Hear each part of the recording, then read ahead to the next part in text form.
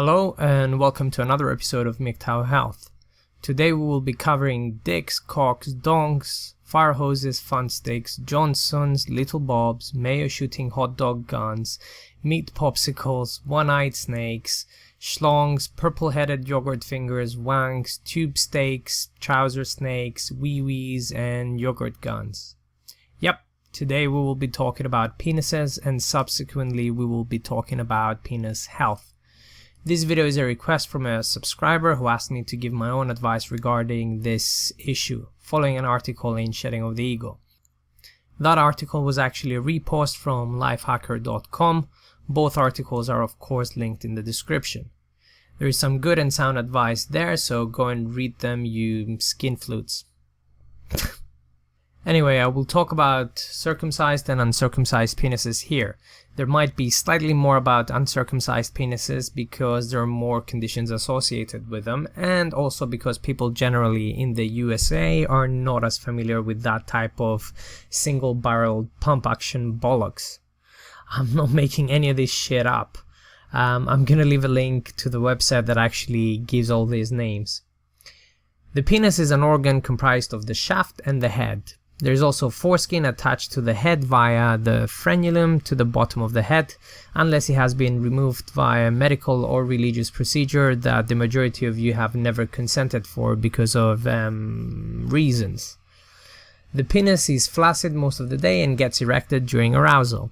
That's all that you need to know regarding anatomy, let's say.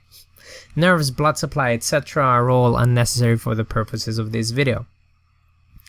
Uncircumcised penises are a lot more fragile and a lot more sensitive than circumcised ones. Nature intended for sexual intercourse to be more pleasurable than religions have over the years. Therefore, the majority of people with uncircumcised penises will naturally get more enjoyment out of sexual activity. I'm sorry for any circumcised individuals that might be listening to this, but this is actually very true. The nerve endings are preserved. The skin moisture is maintained on the head due to the self-lubricating foreskin, thus the skin on the head is softer, moisturized, and more sensitive underneath. The frenulum is a very sensitive area, and overstretching it, bottom teeth touching it, or top teeth, depending on your fancy, may cause minor tears or complete tears that might require some uncomfortable surgical intervention. Therefore, great care needs to be taken when you're being rougher than regular during your sexual activities. When uncircumcised men masturbate, usually the foreskin moves up and down to create friction and feelings of pleasure, but other methods exist as well, which require lubrication applied directly to the head and the rest of the shaft, which of course closer resembles the way that circumcised men masturbate. However, due to the frenulum being present and attached to the foreskin, a different technique needs to be employed with varying levels of pressure, so that to prevent the frenulum from actually tearing. Especially in the USA and in countries where foreskins are rare, if the woman is used to circumcised penises, you may be in trouble. So show her how to do it, if you're into that kind of thing. Or if you're like me, take her hands, put them over it and around it and guide them up and down and show her how much pressure she's allowed to put on it. And that's how she'll get the hang of it. Cleaning the penis is fairly easy and very cheap. You don't even need to use soap. Just use water and clean the outside area around the head. If you have a foreskin, every day without fail, clean your penis. Pull the foreskin back while flaccid and clean behind and around the head. Smegma, you see, can build behind the skin, and products used in sex such as lubricant as well as female bacterial flora, among other things, can also get trapped there. So clean that area after sexual intercourse and wash your penis every day without fail. The same applies for circumcised men as well. Wash your penis every day with just plain water.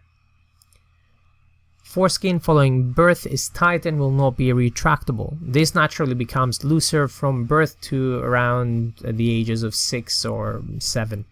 It requires no special care unless you notice ballooning of the foreskin for your child during urination or you notice any redness around and down that area. If you do notice any of these things, just take your boy to the doctor to be seen. For boys, you should not need to wash underneath or behind the foreskin. This is unnecessary, and the skin will naturally become looser, and the boy will actually run and tell you, probably in pride, when they can retract their own foreskins. Until the age of 6, you should expect the foreskin to be retractable, but it can take a bit longer than that. If you are worried about your kid, since some of these things can actually take a bit longer, please consult with your doctor. There are conditions that are consistent with foreskin bearers, and those involve phimosis and paraphimosis, which can also lead to inflammation of the head called balanitis, and also the foreskin called balanopostitis. I will leave a link to advice from the NHS website regarding phimosis in the description below. Phimosis in adults happens due to an injuring of the foreskin or infection that may cause scarring of the foreskin at the front of the penis that can get tight enough so that the patient is unable to retract the foreskin. Sometimes the skin can also stick or tighten around the head of the penis, and this is called paraphimosis. This is usually avoided with regular cleaning and retraction of the foreskin, and so is the phimosis. However, injuries and infections are not always avoidable. But hygiene and care are very important, as you understand here. There are many treatments for this condition, such as slower retraction, steroids, moisturizing regularly, and attempting retracting the foreskin. And at worst, if you're unable to do that and there is infection or risk of infection, then a circumcision might be performed. But that is very rare, and most people get away with just simple medication and just slight discomfort. If you suffer with a condition that sounds like what I just talked about, or if you're unable to retract your foreskin fully and see the whole head, then you need to speak to your doctor, who will give you advice further as to how to treat that. Now, for both problems that affect the penis directly outside that of STDs, that also affect circumcised and uncircumcised men combined, we have skin cancer. Skin cancer, moles, warts, can also be obvious in that region. They will be seen as growths or darkening of the skin in that area. If such a thing exists, you might want to have it checked or removed. To do that, just go and consult with your doctor, who will advise you if there is something pathological there and if there is any available treatments for it. It could just be the regular appearance of your penis. As I said before, incidents of tearing of the foreskin, especially involving the frenulum, need to be seen by a doctor as soon as possible. There are other accidents which include penile fracture. I know that this sounds painful, but if that happens, you need to be seen in A&E immediately, and it will require surgical repair as soon as possible. Penile fractures occur during sexual intercourse, wrong positioning. Apparently, reverse cow anal and reverse cow vaginal intercourse are some of the most common positions that can cause this.